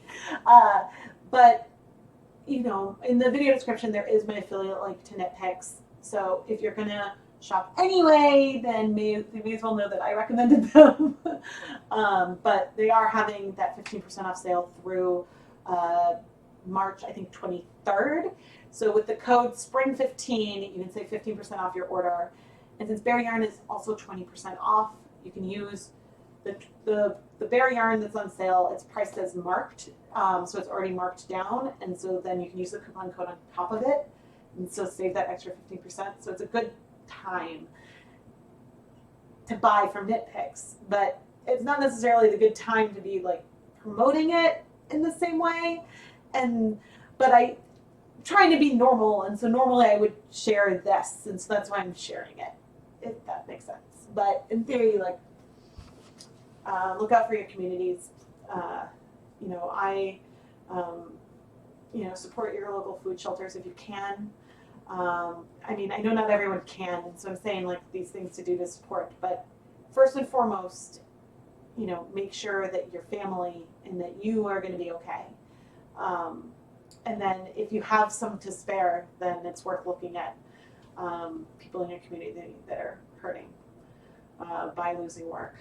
So, ooh, a Spanish lesson. If I moved, I was close to like, I was like approaching a fluency that I've definitely lost. I can just sort of babble a little bit and talk about like, oh, many years ago I studied Spanish, but I haven't spoken it in many years. Yeah, I missed it. But the special project, well, it's been outside of my control. And so when I first teased it, it's because I thought that it was going to be released in October. And now, with everything that's happening, it's probably pushed back even further. The plan is still for it to come someday, but I've done my contracted bit of it, and so now I'm just sort of having to wait. But I have been in communication with the company. But yeah, who knows? Hopefully sooner rather than later. But yeah, I'm gonna head to bed too. I think Duolingo is awesome.